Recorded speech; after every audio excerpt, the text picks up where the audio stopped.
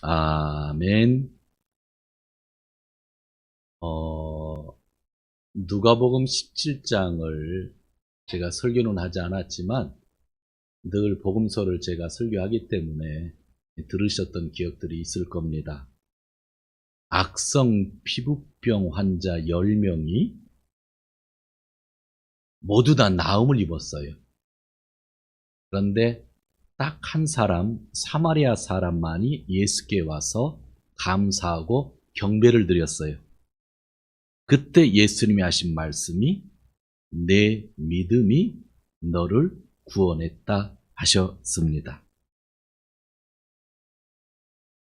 사마리아 사람이 예수님에게 왔다. 특별히 성경에서 사마리아 사람을 강조했잖아요. 아침에 말씀을 다시 보다가 곰곰이 생각해 보니까 원래 10사람이 악성 피부병 환자였거든요. 예수님이 하신 말씀은 제사장에게 가서 몸을 보이라고 그랬거든요. 근데 가는 도중에 나와서 9명은 그대로 제사장에 갔잖아요. 근데 한 명이 돌아온 거거든요. 근데 그 사람이 사마리아 사람이면 유대인 제사장에게 사마리아 사람이 과연 갈 수 있었을까요? 가고 싶어도 갈 수 없었고 가도 차별받을 수 있는 이방 사람이었던 거예요. 갈 데가 없었던 사람이 예수님이 생각나서 예수님에게 찾아와서 감사하고 경배했을 때에 예수님이 내 믿음이 너를 구원했다 한 거죠. 오늘 18장에는 시각장애인인데 시각장애인이 보이지 않으니까 이렇게 구걸하며 살고 있었던 거예요. 근데 그 사람에게도 조금 전에 우리가 읽었지만 예수님이 내 믿음이 너를 구원하였다 말씀하셨습니다. 17장의 사마리아 사람에게는 정말 감사하는 그 신앙을 보고 내 신앙이라고 했는데 오늘 이 시각장애자에게는 예수님이 무슨 모습을 보고 내 믿음이 너를 구원하셨다고 했을까요? 여러분, 믿음이라고 하는 것은 믿음 한 단어지만 이게 다양한 형태가 있다는 걸 꼭 기억하셔야 돼요. 앞에 사람은 감사로 똘똘 뭉쳤던 사람인데 지금 사람은 물론 감사하는 마음이 있지만 다른 모습을 보면서 예수님이 믿음이라 하셨는데 그 모습이 무엇인지를 오늘 성경을 통해서 우리가 확인하려고 하는 겁니다. 구걸하면서 사는 사람인데 시각장애자였다. 그 사람에게 있어서 가장 큰 문제는 먹고 사는 것보다는 사실은 눈이 보이지 않는 것이 문제였을 것입니다. 눈이 보이지 않음으로 인하여 쫓아왔던 것이 역시 구걸하면서밖에 살 수 없었던 거라고 하는 것이 성경에서 이야기하고 있는 거죠. 저는 이 본문을 보면서 인간의 문제는 참 복합적이구나 생각을 해보았습니다. 하나의 문제가 하나로 끝나지 아니하고 또 다른 문제를 가지고 오는 것. 시각장애가 시각장애로만 끝나는 것이 아니라 그의 삶을 완전히 바꿔놓았던 것을 보면서 우리 인간에게는 참 여러 가지 문제가 있는데 그 문제 하나가 하나로 끝나는 것이 아니라 복합적으로 오는 것이다 라고 하는 것을 다시 한번 확인하게 됩니다. 어느 날 이러한 복합적인 문제를 가지고 있는 시각장애인에게 희망이 생겼습니다. 눈은 보이지 않지만 사람들이 떠드는 소리가 들리는 거예요. 웅성웅성 하는 거예요. 사람들이 이동하는 거예요. 그래서 옆에 있는 사람에게 왜 그러냐 그랬더니 야, 예수님이 지나가신대. 시각장애인은 예수님에 대한 이야기를 이미 듣고 있었기 때문에 희망을 발견한 겁니다. 예수님은 악성 피부병 환자도 고쳐주셨고 죽었던 사람도 살려주셨기 때문에 내 시각장애도 고쳐주실 것이라는 확신을 하고 희망을 가지고 예수님에게 나아가는 거죠. 문제가 문제로 끝나는 것이 아니라 문제가 있었지만 희망을 발견했다고 하는 그러한 이야기입니다. 그래서 그는 38절에 보면 소리를 질러서 다윗의 자손이여 나를 불쌍히 여겨 주십시오 하고 외쳤던 것입니다. 기는 많이 발달했을 때니까 어느 지역, 어느 정도 지나가고 있다는 걸 아니까 보이지는 않아도 아마 큰 소리를 지나가는 방향에다가 그는 질렀을 것입니다. 그런데 조금 전에 제가 말씀드렸지만 문제는 문제 하나로 끝나지 않고 복합적인데 그 복합적인 문제는 더 복잡한 것을 가져오게 될 때가 있습니다. 그래서 한국 속담에 산 넘어 산이다라는 이야기를 하죠. 산을 넘었더니 또 산인 거예요. 39절을 보니까 사람들이 그 시각장애자에게 shut up, 조용히 해 하면서 저지를 하는 겁니다. 그것은 아주 쉽게 얘기하면 그 사람에게 엄청난 장애물이 나타났다라고 하는 겁니다. 문제를 가지고 복합적인 문제를 가지고 있는 또 하나의 문제는 자기 힘으로 어떻게 할 수 없는 장애물이 앞에 나타난 것입니다. 희망을 가지고 있었는데 자기를 저지하는 사람이 자기를 잘 알고 있는 사람들이었다는 것이죠. 여러분 살다 보면 뭔가 문제를 놓고 해결하고 싶은데 뭔가 복합적이고 너무나 힘든데 뭔가 희망이 보이는데 장애물 때문에 포기하지 않으면 아니 될 수밖에 없는 그런 상황을 경험해 보신 적은 있지 아니하십니까? 일반적으로 내가 힘들 때, 내가 살아보려고 애를 쓸 때 나의 앞에 나타나는 장애물은 나의 상황을 너무나 잘 아는 나와 관계를 끊을 수 없는 그런 사람이죠. 지금까지 그 주위에 있는 사람은 이 시각장애자에게 먹을 것을 주었던 사람입니다. 돈을 주었던 사람입니다. 그 사람이 없으면 나는 살 수가 없는데 그 사람이 평소에 친절했던 사람이 돈을 주던 사람이 먹을 것을 주었던 사람이 부추겨 줬던 사람이 시끄러. 너 쉬운 말로 한국말 좋지 않은 말 꺼져버려. 그런 이야기를 했다고 하는 것이죠. 여러분은 어떠세요? 여러분 장애물이라고 하는 것이 모르는 사람이 장애물이 될 때가 있습니까? 대부분 아는 사람, 또 친했던 사람, 또 평소에 나한테 잘했던 사람이 장애물 될 때가 많지 않으세요? 오늘 시각장애인이 경험했던 것처럼 우리들도 그런 경험을 할 때가 있지 않나 생각을 합니다. 성경 본문에서 사람들이 도와주지 않는 이유는 한 가지예요. 시끄럽다는 거예요. 물론 핵심적인 이유는 자기가 먼저 예수님을 만나보고 싶은데 네가 방해가 돼 하는 그런 이야기겠죠.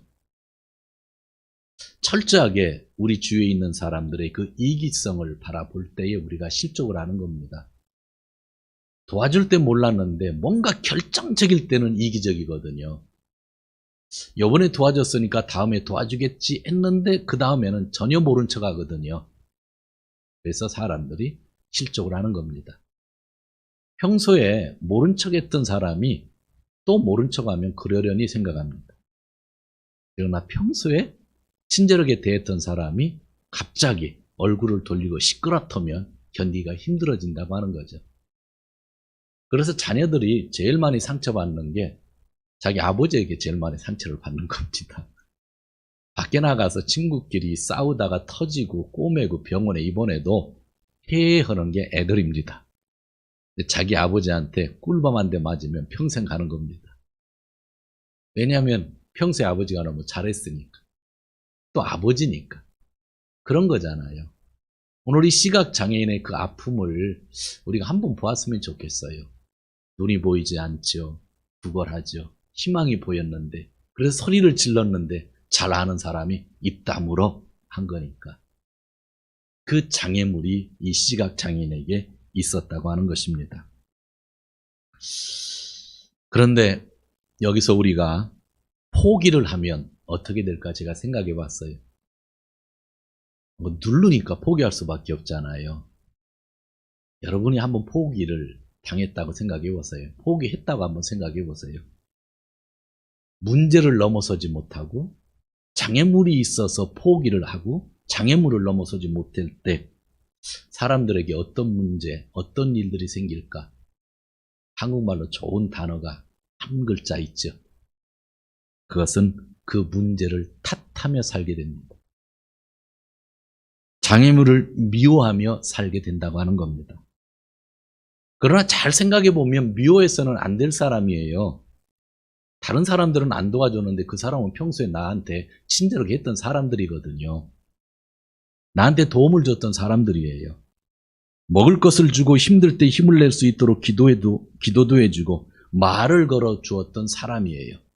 그런데 어느 날 갑자기 그런 사람들이 미워지는 거예요.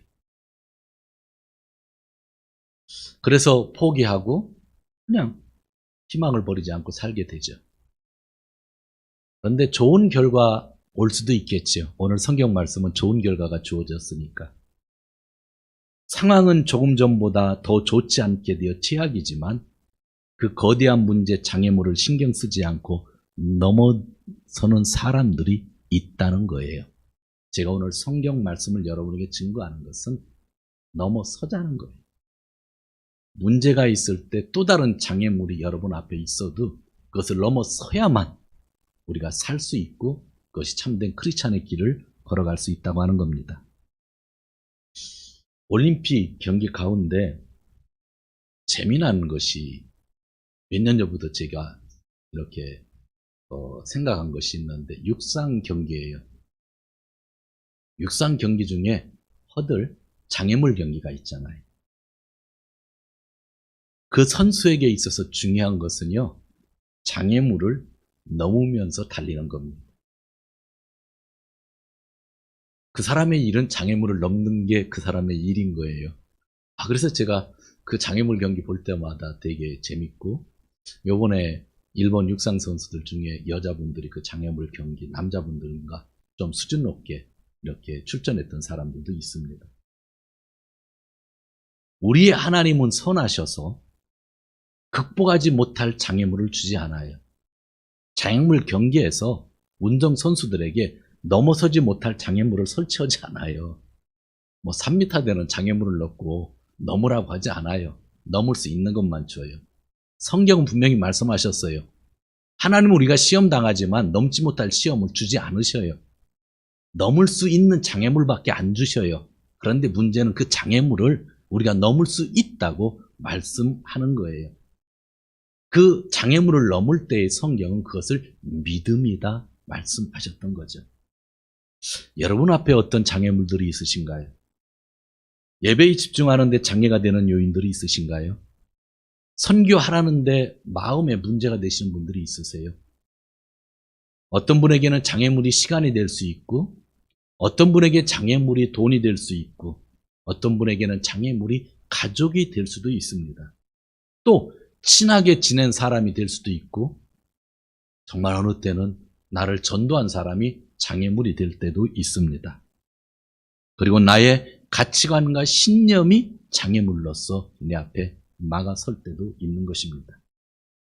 그러나 하나님은 분명히 믿음으로 그 장애물을 넘어설 수 있다고 말씀하셨고, 하나님이 허락하신 장애물은, 내가 넘지 못할 장애물은 두지 않았다고 말씀하셨다고 한다면 오늘 우리에게 필요한 것은 그 말씀을 믿는 믿음이 필요하다는 겁니다.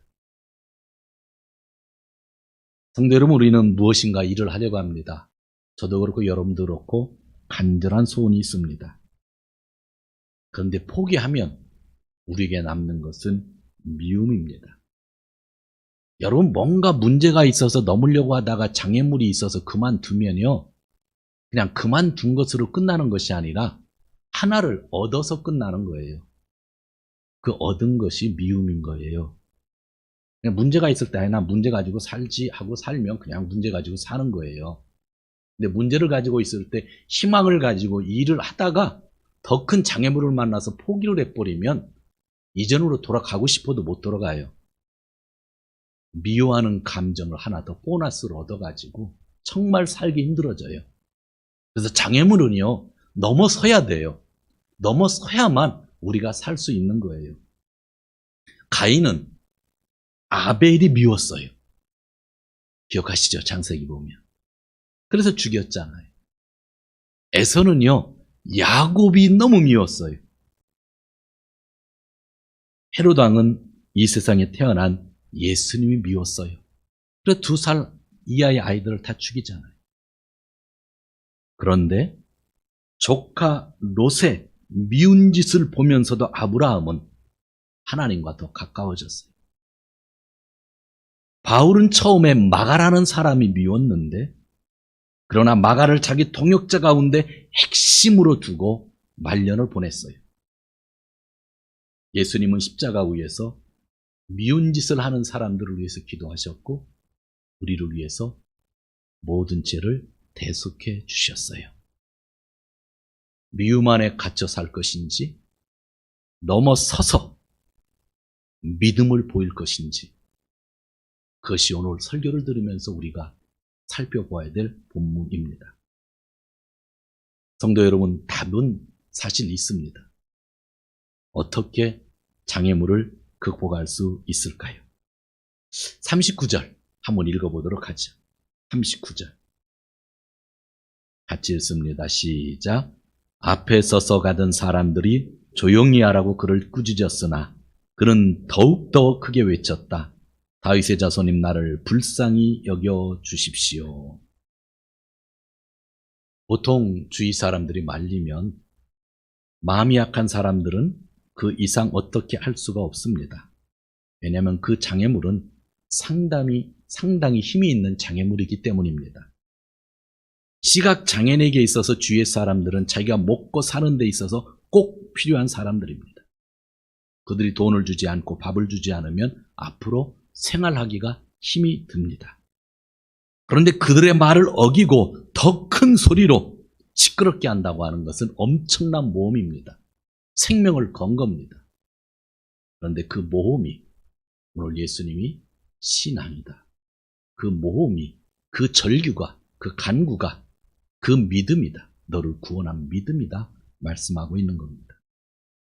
사랑하는 성도 여러분, 간구하는 것, 절규하는 것, 그게 믿음이에요. 믿음. 감사하는 것도 믿음인데 정말 장애물을 넘어설 수 있는 믿음, 그것이 절규, 간구라고 하는 것. 오늘 말씀이 우리에게 가르쳐주고 있습니다. 여러분, 저희 가족은 4명입니다. 저희 가족에게 있어서 누가 제일 강력할까요? 여러분들이 상상하는 것과 비슷할 수도 있고 틀릴 수도 있는데 저는 인정하기 싫은데 제가 제일 강력합니다. 자녀들에게, 아내에게 배명덕은 바위 같을 겁니다. 일부의 사람들이 제 자녀나 아내에게 힌트를 줘서 그 바위를 부숴버리면 된다고 가르쳐 줄 수 있습니다. 그러나 그 바위를 부숴버리다가 100년도 안 되는 짧은 인생 금방 지나가 버립니다. 부숴놓는다고 해서 안심되는 거 아니에요. 부숴놨더니 돌멩이들이 더 많아집니다. 제가 왜 이 얘기를 하는 줄 아세요? 장애물은요, 부수는 게 아니에요. 내 힘으로 부수다가요, 내가 지쳐버려요. 장애물은 넘어서는 거예요. 누구를 붙잡고? 예수님을 붙잡고, 예수님 의지하고, 절규하며, 주위에서 나에게 먹을 것을 주는 사람이 있다 할지라도 주님에게 소리 다하여 외치는 거예요. 그래야 넘어설 수 있는 거예요. 여러분들 앞에 있는 장애물을 여러분 스스로가 해결하려고 하는 순간 신앙인들은요, 더 큰 미움 속에 빠지게 돼요. 할 수가 없어요. 우리에 있는 장애물은 넘어서는 거예요. 허들 선수들이 장애물을 넘어서지 않으면 탈락을 합니다. 그렇죠? 그 넘어뜨리다간 속도가 나오지 않아요. 넘어서서 속도를 내는 겁니다. 사랑하는 성도 여러분, 믿음은 무엇을 이야기할까요? 우리에게 구원을 주시는 믿음은 무엇을 얘기할까요?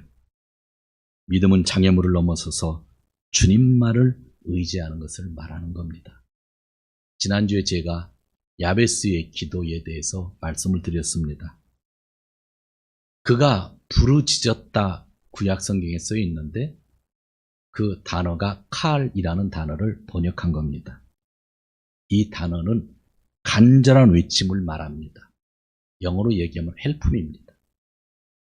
간절하게 helpme 구하는 건 살려주세요. 오늘 시각장애자가 외쳤다는 것은 칼 이렇게 외쳤다는 겁니다. 그리고 오늘 본문 18장 앞부분에 보면 과부와 재판관의 이야기가 나오는데 예수님이 늘 기도하고 낙심하지 말라는 뜻으로 예를 들으셨는데 이 본문에서도 우리가 문제, 장애물들을 어떻게 극복해야 하는지를 구체적으로 알려주고 있습니다.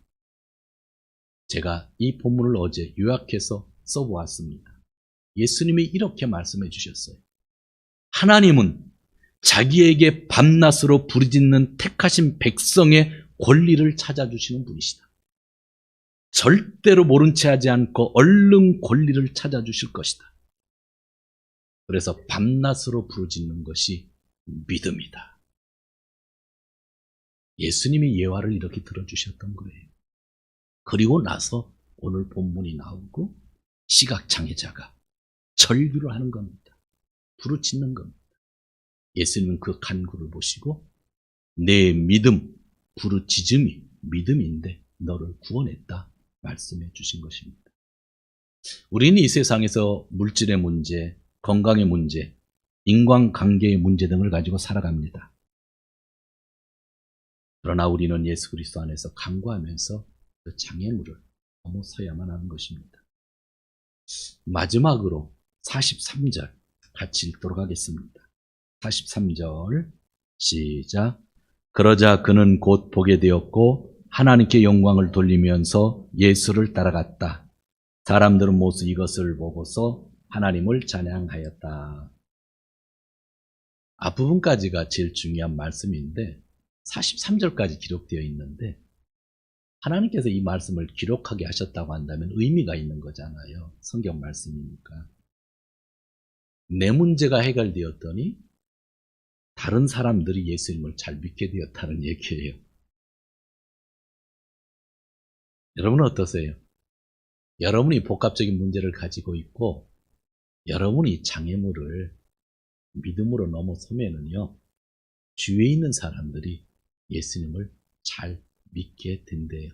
내 믿음을 보고 주위에 있는 사람이 더 잘 믿게 되더라 하는 이야기입니다. 오늘은 순수한 한국말을 쓰게 되는 기회가 많은데 아까 탓이라고 하는 단어를 썼는데 또 하나 쓸게요. 꼬인다라는 말. 한문 아니죠? 이거 참 번역하기 힘든 것 같은데. 인생이 꼬이면 교회 다니는 사람들은 교회 탓을 합니다. 참 이상해요. 인생이 꼬이는데 왜 교회 탓을 하는지 모르겠어요. 교회 탓을 하면 교회의 담임 목사가 있기 때문에 결국 담임 목사를 탓하는 것으로 끝내게 됩니다. 그래서 저와 여러분이 성숙해야 돼요. 저도 여러분도 교회라는 걸 잊지 말아주세요. 교회를 탓하는 건 성경적으로 보면 나를 탓하는 겁니다. 교회는 그리스도의 몸이죠. 또 그리스도의 몸이기 때문에 사실 교회를 탓한다는 것은 예수님, 그리스도를 탓하는 것이 되는 거예요. 인생이 꼬인다고 생각할 때 탓을 하면 미움으로 가득하게 돼요. 그러나 장애물을 넘어서면 주위에 있는 사람들이 예수님을 더 잘 믿게 된다는 거예요. 내가 말로 전도하지 않아도 나의 믿음을 보고 예수님을 알아가는 사람들이 늘어난다고 말씀하는 거죠. 오늘 모두는 우리가 이 같은 본문을 통하여 정말 이 세상 사람들에게 믿음을 보여줄 수 있는 사람들이 되었으면 참 좋겠어요. 우리는 앞에 장애가 있을 때에 더 열심히 예배드리고 더 열심히 간구해야 되고 더 열심히 모임을 가져야 하고 더 열심히 봉사해야 되는 겁니다. 그 신앙이 참 중요하다고 생각하죠. 예수님은 이 세상을 우시면서 사셨을까요? 기쁘게 사셨을까요? 기쁘게 사셨잖아요. 밝게 사셨잖아요. 인터넷 같은 데 검색해 보면 예전에는 예수님이 가시면류관 쓰신 막 피 흘리는 장면들이 많았는데 어느 사람이 예수님을 그림으로 잘 그렸는데 웃는 모습을 그려놓은 게 있는데 그거 보면 되게 기뻐요. 예수님 활짝 웃는 모습도 있잖아요. 기쁘게 사시고 밝게 사셨지만 예수님이 재미로 십자가의 길을 걸어가진 않으셨어요. 그분이 가신 길을 오직 나를 믿는 자만이 살 수 있다는 것을 보여주시기 위하여 그분이 십자가의 길을 걸어가셨다는 거예요. 사랑하는 성도 여러분, 우리 모두가 내 감사가 내 믿음이 너를 구했다. 내 절규하는 신음소리가 내 기도가 너를 구했다. 그런 말을 듣는 저희가 되었으면 좋겠어요. 장애물은요, 절대로 넘지 못할 장애물이 아니에요. 주님이 그 이상 너무나 엄청난 걸 우리 앞에 놓아두는 것을 허락지 않으셔요. 넘을 수 있어요. 그래서 우리는 기도하면서 간구하면서 넘어서야만 돼요. 넘어서면 나의 모습이 정말 변한 모습으로, 우리가 정말 성숙한 모습으로 사람들에게 예수님을 더 알게 하는 그런 삶을 살 수 있을 것 같아요. 남은 여생 짧습니다. 오늘도 내일도 또 다른 문제들이 있을지 모르지만 그 모든 문제들을 주님만 의지하고 주님께 간구하여 넘어서는 귀한 성도님들 되시기를 주님의 이름으로 축원드립니다.